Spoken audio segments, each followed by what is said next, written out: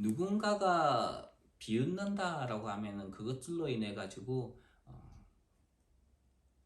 기분 좋을 사람은 없을 것 같아요. 누군가가 칭찬을 한다 그러면은 그것 때문에 아주 많은 기분이 참 좋을 건데, 비웃는다라고 하게 되면은 그것 때문에 정말 기분 나빠하는 것들이 많이 있을 겁니다. 사람을 비웃는다는 것은 어떤 면에서는 그 사람을 공격하고, 그리고 그 사람의 자존감을 낮추게 하는 그런 수단이 될 수도 있습니다. 오늘 성경에 보면은 욥을 비웃는 사람들이 등장을 합니다. 1절에 있는 말씀을 한번 같이 읽겠습니다. 1절 시작. 그러나 이제는 나보다 젊은 자들이 나를 비웃는구나. 그들의 아비들은 내가 보기에 내 양떼를 지키는 개 중에도 둘만하지 못한 자들이니라. 그러나 이제는 이라는 말로 여기에서 욥이 시작을 합니다. 이 말은 이제까지 한 말에 대해서 전혀 반대의 이야기가 시작이 된다는 것을 이야기를 합니다. 욥은 하나님께서 자신을 보호해 주셨을 때에 정말 풍요로움과 안정감이 있었다라고 이야기를 했습니다. 또 많은 사람들이 욥을 칭찬을 했고, 그것 때문에 자신이 행한 의를 의지하고 자랑하기에 이르렀던 것이지요. 그래서 정말 욥은 이제까지 살았던 삶이 정말 자기 만족의 삶이었던 것을 이야기를 했습니다. 자신이 행한 의로움은 약속되고 보장된 미래를 가져올 것이라고 생각했던 것이지요. 그러나 이제는 이렇게 이야기를 하고 있습니다. 이제는 욥이 기대를 했던 것과 전혀 다른 이 사건들이 전개되어 가고 있다는 것입니다. 앞에서 욥은 소년들이 욥을 보고 숨었다라고 이야기를 하고, 지도자들은 욥을 볼 때 존경의 모습을 보였다라고 했습니다. 그런데 지금은 그런 사람들과는 비교도 되지 않는 젊은이들조차도 자신을 비웃고 있다라고 말합니다. 욥의 비하는 젊은이들의 아버지에게로 그 화살이 향하게 됩니다. 욥을 비웃는 사람들. 근데 그들의 아버지가 뭐 좋은 사람들이냐? 그렇지 않았다는 거예요. 그들의 아비들은 욥의 양떼를 지키는 개보다도 못한 존재다. 개보다 못한 존재다라고 비하를 하고 있습니다. 고대 근동 지방에서 개는 악하고 경멸하는 동물 가운데 하나였습니다. 성경에서도 개는 그렇게 좋은 의미로 사용되지는 않습니다. 뒤에는 꼬리를 치면서 앞으로는 사람을 향하여서, 그리고 먹이를 향하여서 입을 벌리는 아주 악한 동물로 묘사가 됩니다. 그래서 개보다도 못하다는 말은 심한 욕설에 해당하는 것이지요. 욥은 젊은이들의 행동을 가지고 그들의 아버지를 비난합니다. 개보다도 못한 자의 자녀가 지금 나를 비웃는다, 이렇게 이야기하고 있는 것이지요. 이것은 욥이 아무리 훌륭한 인격자라 하더라도 이 말을 하는 것은 잘못된 것입니다. 설사 한 사람이 잘못된 행동을 했더라도 그것을 그 아버지나 그 가족의 탓으로 돌리는 것은 잘못된 행동이라는 것입니다. 그것은 사람의 행동이 아니라 인격과 존재에 대한 모욕을 가지고 오는 것입니다.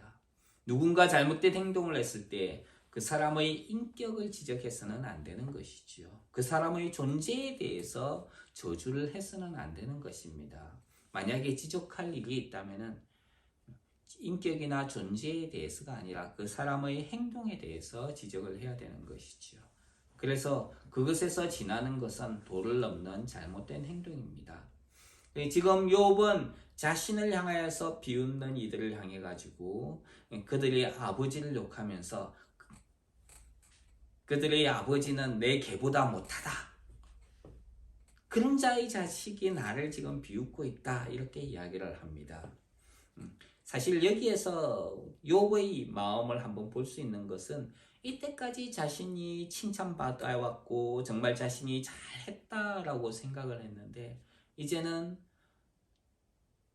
많은 사람들이 자신을 욕하고 있으니 얼마나 비참함 가운데 있었겠습니까? 그래서 그 비참함을 견딜 수 없는 욥의 심정을 여기에서 볼 수 있는 것이지요. 그럼에도 이 욥을 비웃는 사람들, 그 사람들에 대한 욥의 이야기는 계속이 되는 것을 보게 됩니다. 2절, 3절, 4절에 있는 말씀입니다. 한번 같이 읽겠습니다. 2절로 4절에 있는 말씀 시작. 그들의 기력이 쇠잔하였으니 그들의 손의 힘이 내게 무슨 소용이 있으랴. 그들은 곧 궁핍과 기근으로 인하여 파리하며 캄캄하고 메마른 땅에서 흙을 씹으며 저희 나무 가운데서 짠 나무를 꺾으며 뱃살이로 불을 먹을거리를 삼느니라. 욥은 자기 양떼를 지키는 개보다 못하다는 그들을 향해 가지고 그들이 어떤 존재냐? 그들의 기력이 쇠하고 자기에게는 전혀 도움이 안 되는 존재라고 이야기를 합니다. 욥은 그런 사람들을 향해서 무시하는 말을 거침없이 내뱉기 시작하는 거예요. 그래서 우리가 말을 할 때에 조심해야 되는 것이 여기에 있습니다. 다른 사람의 말을 할 때에 우리는 함부로 그 사람에 대해서 비난한다든지 판단해서는 안 되는 것이지요. 우리 말을 가지고 정말 조심해야 되는 것이 그리스도인들입니다. 궁핍과 기근이라는 말은 당시에 저주를 받았다는 것을 말합니다. 하나님으로부터 저주를 받았다라고 할 때에 궁핍과 기근이 몰려온다라고 생각했던 것이지요. 저주를 받게 되면 몸이 말라버린다는 거예요. 땅이 메말랐다는 것은 물이 없다는 것을 이야기를 합니다. 저주를 받았기 때문에 메마르고 물이 없다. 그래서 풍성하지 않고 점점 말라버리는 것입니다. 땅이 식물을 자라도록 하기 위해서는 물이 필요한 것이지요. 근데 메말라 버렸다. 땅이 식물이 없다. 메말랐다. 그건 저주에 가까운 표현입니다. 캄캄하고 메마른 땅은 소망이 없는 땅을 가리키는 것이지요. 그런 메마른 땅은 아무 식물이나 생명도 있을 수 없지만 그런데 그런 메마른 땅에서 그 사람들이 뭘 했다는 거예요? 그 메마른 땅의 마른 흙을 갖다가 씹어먹고 있다는 거예요. 거기에서조차도 혹시나 생명이 있을까봐 정말 먹을 것이 없어서 헤매는 사람들을 볼 수 있습니다. 또 떨기나무라고 하는 것이 있는데 이 이스라엘 지역에서는 소돔의 사과 이렇게 부른다고 합니다. 소돔이라고 하는 것은 고대의 롯이 이제 거기에서 살다가 하나님의 심판으로 인해서 롯이 그 땅을 떠났던 곳이죠. 하나님께서 비를 유황같이 하늘에서 유황을 비같이 하늘에서 쏟아부어 가지고 멸망시킨 땅이 소돔 땅이고 고모라 땅입니다. 그런 소돔 지역의 사과도 같다라고 했던 식물이 떨기나무라고 합니다.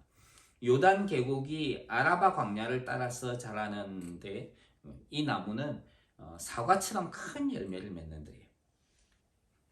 사과, 호박인가 이거는? 사과처럼 큰 열매를 맺는데 그 안에는 텅 비어 있다고 그래요. 그래서 그리고 이제 솜처럼 하얀 실들만 가득하다고 합니다. 그래서 허망과 안타까움만 안겨주는 열매로 유명합니다. 떨기나무 가운데에서 짠 나무를 꺾는다라고 하는 것은 정말 허망함의 열매를 가지고 살아가는 모습이라는 것이지요. 또 대쌀이 뿌리로 먹을거리를 삼는다라고 이야기를 했는데 대쌀이는 한국에서 빗자루를 만드는 데 사용합니다.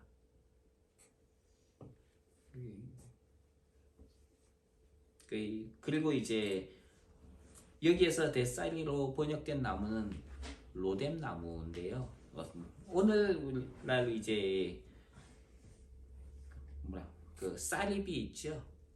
한국 사람들은 쌀이비 하면은 잘 아는데 전혀 가지가 없는 정말 갈대각 같은 대나무 비슷한 그런 나무인데요. 이 로뎀 나무는 카작 사람들은 싹싸울 생각하시면 돼요. 아니면 광야에 나가면은 볼품 없이 막 가지가 뻗어 있는 말라 비틀어지는 거 있죠. 그게 로뎀 나무입니다. 그 로뎀 나무를 예전에는 빗자루로 사용을 했다 그래요. 그런데 심한 흉년이 들면은 그 로뎀 나무를 가져다가 먹을 것을 삼기도 했다 그럽니다. 하지만은 이 섬유질 많아가지고 먹기가 상당히 힘든 식물이었다 그래요. 그래서 그러니까 로뎀 나무와 떨기 나무로 이제 먹을 것을 삼는다는 것은 그들의 삶이 너무나도 가난해서 비참하다 하는 것을 이야기를 합니다. 그러니까 욥을 비난하는 자들은 바로 그렇게 가난하고 비참한 사람들이다. 훌륭한 사람들도 옛날에는 욥을 칭찬을 했는데 가난한 사람들, 지금은 가난한 사람들조차도 욥을 그렇게 비난하고 있다는 거예요. 기독교가 귀족들의 전유물인 시기가 있었습니다. 중세시대 때지요. 그때의 귀족들은 가난하고 불쌍한 사람들을 등한시 여겼습니다.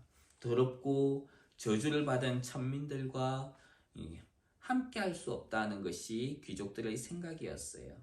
욥의 말은 그런 귀족들의 생각과 많이 닮아 있는 것을 보게 됩니다. 가난은 죄로 말미암아 온 것이 아닙니다. 성경은 가난한 자를 도와주라 라고 말씀하고 있습니다. 또 예수님은 가난한 자는 복이 있나니 하나님의 나라가 너희 것이다 라고 말씀하셨죠. 또 하나님께서 예수님에게 성령을 부으실 때에 가난한 자에게 복음을 전하게 하시려고 이렇게 이야기를 하고 있어요. 가난한 자에게 하나님께서 먼저 기쁜 소식을 전하기를 원하셨다는 거예요. 가난한 자를 적대시하거나 무시하거나 비난하는 것은 하나님의 의도를 무시하는 것에 속합니다. 그래서 하나님이 관심이 있는 자가 바로 그런 가난한 자들에게 있다는 것을 우리는 생각해야 됩니다. 그래서 하나님의 관심이 있는 자로 도움을 베푸는 은혜가 있기를 주님 이름으로 축원합니다. 그런 가난한 자를 불쌍히 여기는 것은 하나님께 꾸어주는 것이다 라고 성경은 이야기를 합니다. 그래서 가난한 자들을 무시하지 않고 그들을 도울 수 있는 우리 성도들로 살아가길 주님 이름으로 축원합니다. 5절로 8절에 있는 말씀 한번 읽겠습니다. 5절로 8절 시작. 우리가 그들에게 소리를 지르므로 도둑같이 사람들 가운데서 쫓겨나서 침침한 골짜기와 흙구덩이와 바위굴에 살며 딸기나무 가운데서 부르짖으며 가시나무 아래에 모였느니라. 그들은 본래 미련한 자의 자식이요 이름 없는 자들의 자식으로서 고토에서 쫓겨난 자들이니라. 욥은 젊은이들의 아버지를 향해서 계속해서 좋지 못한 말을 하고 있는 것을 보게 됩니다. 사람들로부터 쫓겨난 존재, 침침한 골짜기와 흙구덩이와 바위에서 사는 존재, 그리고 열매 없는 나무 아래에서 모여 사는 존재라고 이야기합니다. 그리고 미련한 자고 이름 없는 사람으로서 고토에서 쫓겨난 사람이다 라고 이야기를 하지요. 사람들이 소리를 지르고 멀리 쫓아냈다는 것을 보면은 이 사람들을 보면은 접촉하기를 꺼려했던 종족이라고 하는 것을 알 수 있습니다. 침침한 골짜기 그리고 흙구덩이 바위 구리를 그 캄캄한 그 침침한 곳에서 사는 존재라는 거예요. 주로 어떤 것들이 거기에서 살죠? 그런 그 이야기하면은 반지의 제왕에 보면 골룸 같은 존재가 거기에서 탁 사는 거예요. 사람들이 아주 싫어하는 괴물 같은 존재들.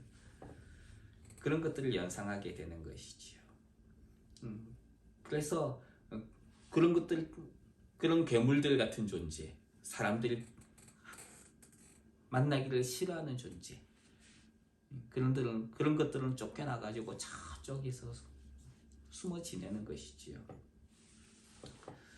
사람들이 만나기 싫어했던 존재라는 것입니다. 그리고 나무 아래에 앉는다는 것은 보통 풍요로움을 의미를 합니다. 그래서 포도나무와 무화과 나무 아래 앉았다라고 이스라엘 백성들이 자기 나라가 아주 강력했을 때, 풍요로웠을 때에 표현하는 게 바로 그런 식으로 표현을 합니다. 포도나무와 무화과나무 아래에 앉았다. 그래서 먹을 것을 항상 공급받았다는 것이지요. 그런데 이 사람들은 떨기나무 가운데에서 그리고 가시나무 아래에서 모여 있었다. 먹을 게 없다는 거죠. 이건 풍요로움이 아니라 이거는 빈곤함의 상징이지요. 허망함과 고통을 의미하는 것이 될 겁니다. 가시나무니까 그건 고통을 주는 것이죠. 그래서 이 사람들은 허망함과 그리고 고통 가운데 살았던 사람들이다라고 이야기를 합니다. 미련한 자라는 말은 히브리어로 나발이라는 말이에요. 이름이 없다는 것은 내세울 만한 자랑스러운 이름이 없다는 것을 말합니다. 고토라는 말은 원래 살았던 땅을 가리키는 것이지요. 사람들이 죄를 지었을 때, 죄를 범했을 때에 사람들은 어디에서 쫓겨났죠? 에덴에서 쫓겨났죠. 고토예요. 죄 때문에 쫓겨난 자들. 고토에서 쫓겨났다는 것은 그들이 살던 곳에서 뭔 잘못을 해가지고 고향 땅에서 쫓겨났다는 것을 말합니다. 땅은 하나님의 번영과 복을 상징하는 곳이지요. 그래서 고토에서 쫓겨났다는 것은 죄를 지었고 그리고 뭔가를 잘못했고 그래서 사람들로부터 꺼림을 당하고 그래서 하나님께서 주시는 복과 번영을 상실하고 쫓겨났다는 것을 말하는 것입니다. 그런 그들이 어떻게 하느냐? 9절로 11절에 있는 말씀 한번 읽겠습니다. 시작. 이제는 그들이 나를 노래로 조롱하며 내가 그들의 놀림거리가 되었으며 그들이 나를 미워하여 멀리하고 스승지 않고 내 얼굴에 침을 뱉는도다. 이는 하나님이 내 활 시위를 늘어지게 하시고 나를 곤고하게 하심으로 무리가 내 앞에서 굴레를 벗었음이니라. 지금 욥을 비웃고 있는 그 사람들이 그런 비참한 삶을 살았던 사람들의 자녀라는 거예요. 그 사람들도 아니고 그 사람들의 자녀라는 거예요.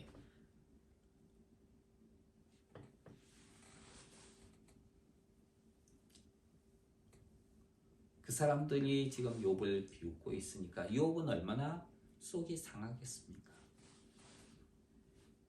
근데 이 사람들이 그렇게 욥을 욕할 수 있는 이유가 뭐냐?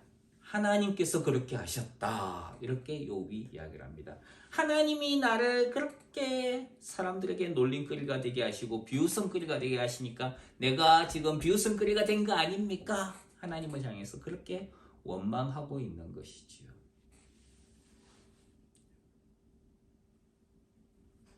이것은 하나님의 주권을 인정하는 말이라기보다는 하나님을 향한 원망의 말입니다. 예전에는 하나님께서 욥을 귀하게 여기셨기 때문에 함부로 사람들이 대하지 않았는데 지금은 하나님께서 그냥 내버려 두시니까 사람들이 나를 무시하고 비웃고 있다는 것을 하나님을 향해서 원망하고 있는 것입니다. 12절로 15절 말씀 한번 읽겠습니다. 12절로 15절 시작.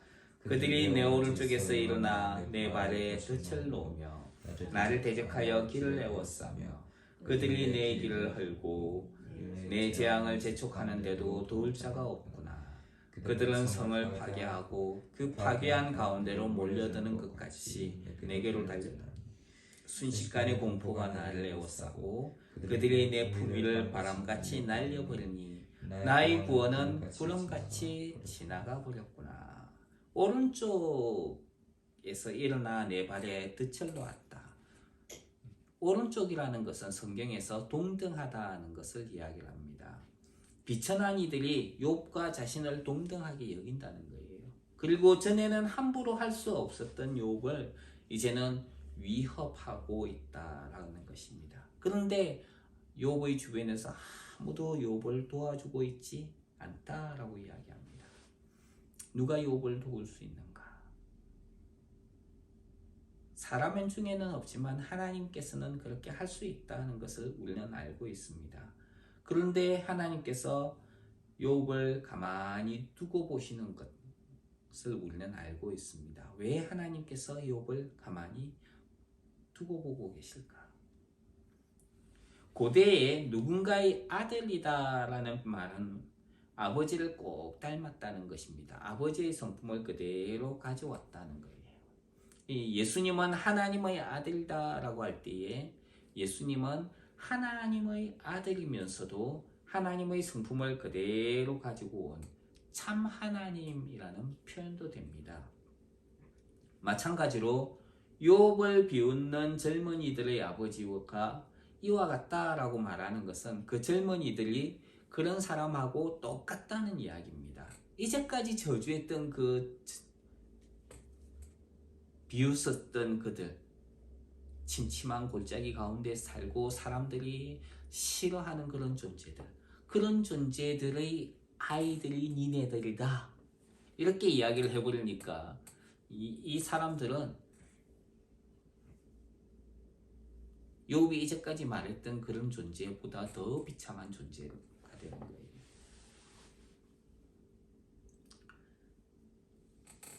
그런 아버지에게서 태어났으니 그 자식이야말로 얼마나 더하겠느냐 하는 것입니다.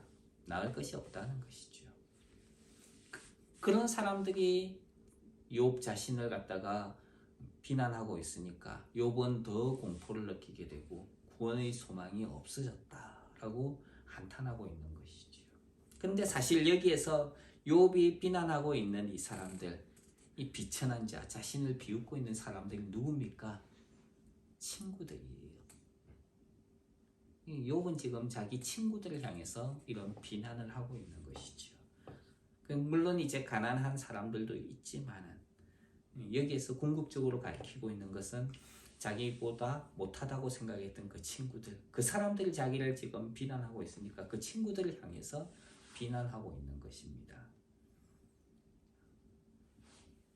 친구들아, 니네들이 나보다 나은 게 뭐냐? 니네는 내가 키우는 개보다 못한 자들이다 라고 지금까지 욥이 이야기했던 거예요. 친구들을 향해서 그렇게 비난했던 것입니다. 니네들이 내 사정을 알고 있느냐? 16절 17절 한번 읽어볼까요? 16절 17절 시작. 이제는 내 생명이 내 속에서 녹으니 환난 날이 나를 사로잡음이라. 밤이 되면 내 뼈가 쑤시니 나의 아픔이 쉬지 아니하는구나. 욥은 사람들로부터 받는 비웃음과 치욕으로 인해서 마음이 녹고 있다라고 이야기를 합니다. 그리고 내가 지금 수치를 당하고 있다라고 이야기를 해요. 욥은 몸이 아픈 것 때문에 자기가 쉬지 못하고 있다라고 호소를 합니다. 몸이 아프면 사람들이 이야기를 하죠. 가서 쉬어. 이 사람은 쉴 수 있을까요? 사실은 몸이 아픈 것 자체가 쉬지 못하는 거예요. 쉰다고 누워 있지만 여기서 끔 저기서 끔 막 여기저기가 막 아파요. 이건 쉬는 게 아니에요. 잠을 잘 수 없을 정도의 아픔을 경험해 보지 않은 사람들은 그 고통을 이해할 수 없습니다. 참 잠을 자고 있는데 아픔이 올라와요. 그러면은 잠을 자다가도 깨어납니다. 한밤중이에요. 몸을 주무르고 통증이 가라앉기를 막 기다려요. 그 동안에 잠을 자는 것은 불가능하죠. 그래서 그런 밤이 찾아오면은 오늘 밤 어떻게 자야 되지 고민합니다. 그리고 그 잠을 자다가 아픔 때문에 깨어났다가 또 잠을 잤다가 깨어났다가 빨리 밤이 지나가 버렸으면 좋겠어. 아침이 되었어요. 아침이 되면 오늘 이 긴 하루를 어떻게 고통 속에서 살아가지? 빨리 밤이 되었으면 좋겠어.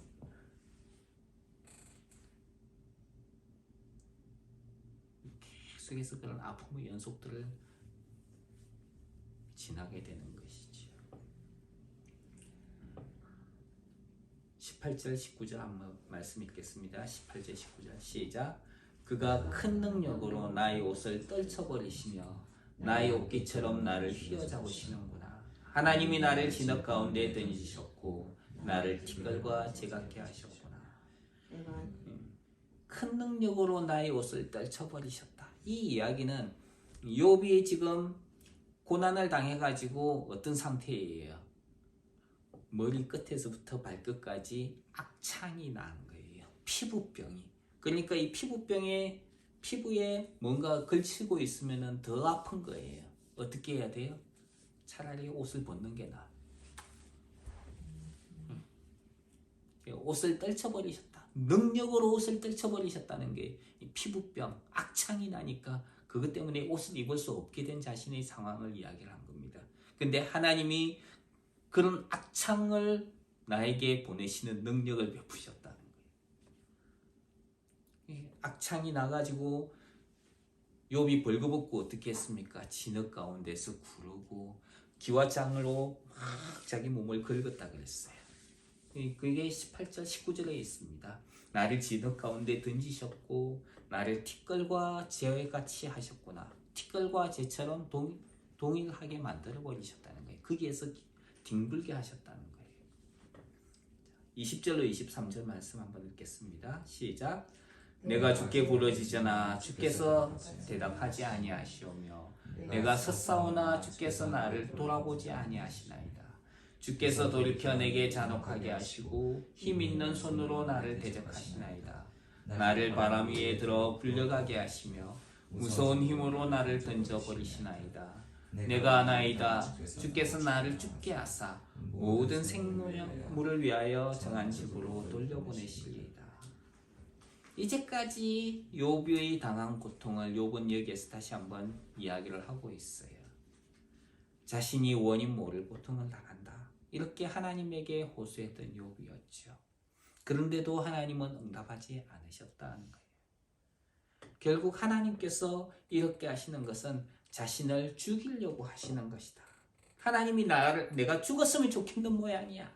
그렇게 나를 죽도록 죽음으로 내몰고 계신 하나님이다.